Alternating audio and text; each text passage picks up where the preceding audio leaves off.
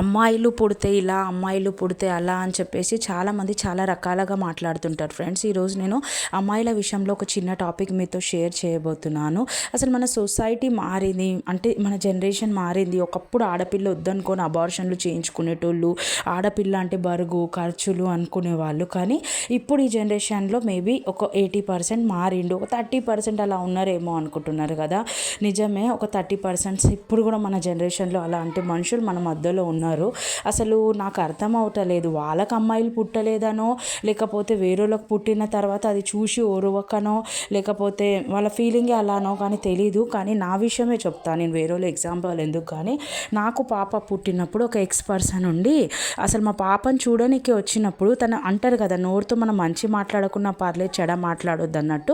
ఆ పర్సను అసలు పాపను చూసినాక ఫస్ట్ మాట అన్నది ఏంటంటే, ఆడపిల్ల పుట్టనికే స్తోమత ఉండాలి అని చెప్పి ఈ మాట నన్ను పట్టుకొని ఒక పర్సన్ అన్నదనమాట ఫ్రెండ్.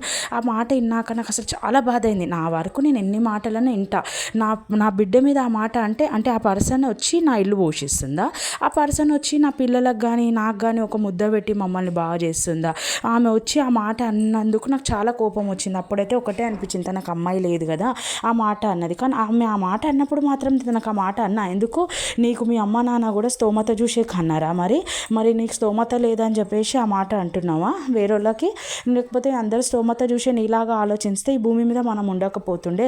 అబ్బాయిలు పుట్టాలి అన్నా కానీ అమ్మాయిలు ఉండాలి కంపల్సరీ, అమ్మాయిల కడుపులకెళ్ళే కదా అబ్బాయిలు పుట్టేది. నిజంగా ఇట్లాంటి చీప్ ఫెలోస్ కోసం మాట్లాడి కూడా వేస్టే ఫ్రెండ్స్. అసలు నేను ఆ రోజు ఆమెకు ఆ మాట అన్నా, దాని తర్వాత మళ్ళీ కొంచెం టైం మారినాక నాకు ఆ పర్సన్ కోసం ఒక్కసారి కదా 2-3 టైమ్స్ కూడా పదే ఇట్లా ఆడపిల్ల టాపిక్ రాగానే ఏంది ఆడపిల్లలు కదా అన్నట్టు మాట్లాడితే నాకు అదే అనిపించింది. ఎంత జనరేషన్ మారింది కానీ ఈ మనుషులు మారలేదేంది, ఇంకా అట్లనే ఉన్నారు ఏంది మనుషులు ఏంటి అని చెప్పి అందరిని అనట్లేదు, నేను నా పాపను అన్న వాళ్ళ కోసమే అంటున్నా. ఇంకో హాట్ టాపిక్ ఏంటంటే, ఆ పర్సన్ అమ్మాయి కనాలని ట్రై చేస్తుంది. మళ్ళీ ఆ పర్సన్ మళ్ళీ నాకు మళ్ళీ నేను అమ్మాయి కంట అని చెప్పి చూస్తుంది. అంటే నీకు అమ్మాయి లేరని చెప్పి వేరే వాళ్ళ అమ్మాయిల కోసం స్తోమతలు లెక్క పెట్టడానికి నువ్వు ఎవరు, ఒక మాట నేను చెప్పేది.